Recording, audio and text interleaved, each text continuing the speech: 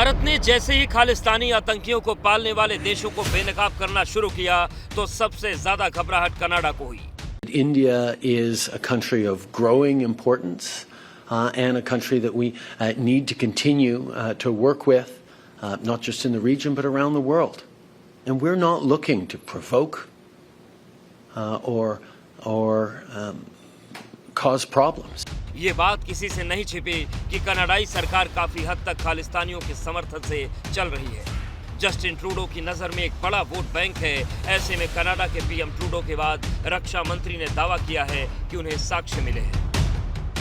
हमें जो सबूत मिले हैं और जो भी खुफिया जानकारी मिली है उससे हम बहुत चिंतित हैं और साथ ही एक पूर्व पुलिस अधिकारी और निश्चित रूप से एक सांसद के रूप में भी हम बहुत चिंतित हैं।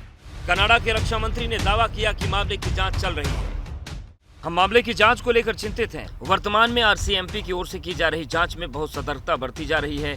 जिस खुफिया जानकारी पर हम काम कर रहे हैं उसके बारे में बहुत सतर्क रहने की जरूरत है ताकि इसमें किसी भी तरह से हस्तक्षेप न हो। दरअसल कनाडा के पीएम ट्रूडो का झूठ दुनिया के सामने आ चुका है। ऐसे में साख बचाने के लिए कनाडा के नए नए बयान सामने आ रहे हैं। एक तरफ वो भारत से गुहार लगा रहा है तो दूसरी तरफ सबूत का शगुफा छोड़ रहा है। हमने निश्चित रूप से भारत सरकार से संपर्क किया है। हमने अपने सहयोगियों से बात की है और हमने ये सुनिश्चित करने के लिए समर्थन भी मांगा है ताकि इस मामले में न्याय और सच्चाई सामने आ सके। खालिस्तानी आतंकी निज्जर की हत्या को लेकर भारत पर जो ट्रूडो ने आरोप लगाए उसके बाद वो दुनिया और अपने देश में घिर गए।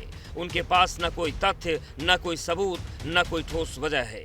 बस अपनी सत्ता को बचाए रखने के लिए प्रोपेगेंडा जरूर चला रखा है। ऐसा क्यों है, इन आंकड़ों से समझिए। साल 2019 में कनाडा में आम चुनाव हुए थे। ट्रूडो ने चुनाव में जीत तो दर्ज कर ली थी लेकिन वो सरकार नहीं बना सकते थे। चुनाव में उनकी लिबरल पार्टी ऑफ कनाडा को 157 सीटें मिली थी। विपक्ष की कंजर्वेटिव पार्टी को 121 सीटें हासिल हुई थी। आम चुनाव के इन्हीं नतीजों ने ट्रूडो के सामने ऐसा रास्ता खोल दिया जिसके चलते वो खालिस्तानी आतंकियों की जी हुजूरी करने के लिए मजबूर हो गए क्योंकि ट्रूडो के पास सरकार बनाने के लिए बहुमत नहीं था। सरकार बनाने के लिए ट्रूडो को 170 सीटों की दरकार थी। ट्रूडो की पार्टी ने 24 सीटें हासिल करने वाली न्यू डेमोक्रेटिक पार्टी का समर्थन लिया। इस पार्टी के मुखिया जगमीत सिंह है जो खालिस्तान आंदोलन का बड़ा समर्थक है। ट्रूडो के लिए सत्ता में रहने का मतलब जगमीत को खुश रखना है। ऐसे में बहुमत के आंकड़ों के लिहाज से उनके लिए जगमीत की पार्टी का समर्थन बेहद जरूरी है। यानी ट्रूडो ने सिर्फ सरकार भर नहीं बनाई, अगले चुनाव तक खालिस्तानी आतंकियों के सरपरस्त नेताओं को खाद पानी देने का एग्रीमेंट भी किया। ट्रूडो ने सत्ता के बदले देश की साख को दांव पर ही नहीं लगाया बल्कि अपने देश के लिए मुसीबत खड़ी कर दी। जस्टिन ट्रूडो साहब एकदम बिल्कुल अपना जो बैलेंस है वो खो चुके हैं।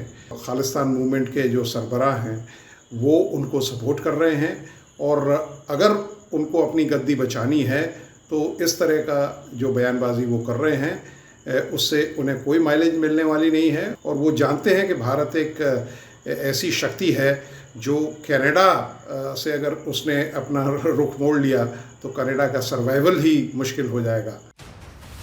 हर कोई जानता है कि कनाडा में मारा गया हरदीप सिंह निज्जर खालिस्तानी आतंकी था। कनाडा के भीतर ही किसी ने गोली मारकर उसकी हत्या कर दी और उस हत्यारे के बारे में खोजबीन करने की जगह जस्टिन ट्रूडो लाज शर्म गिरवी रखकर आरोप लगाने खड़े हो गए। हालांकि कनाडा के ब्रिटिश कोलंबिया प्रांत से उन्हें आईना दिखाने का काम शुरू हो गया है। The only briefings that I've been able to receive from CSIS are what are called open information briefings or open source briefings, which is information that's available to the public doing an internet search, which I find frustrating. ये साफ हो चुका है कि Justin Trudeau कुर्सी बचाने के लालच में सब कुछ भूल चुके हैं। भारत जैसे देश के साथ कैसे रिश्ते रखने चाहिए इसकी मर्यादा लांघ चुके हैं, ये जानते हुए भी कि उनकी इस कोशिश का अंजाम क्या होगा।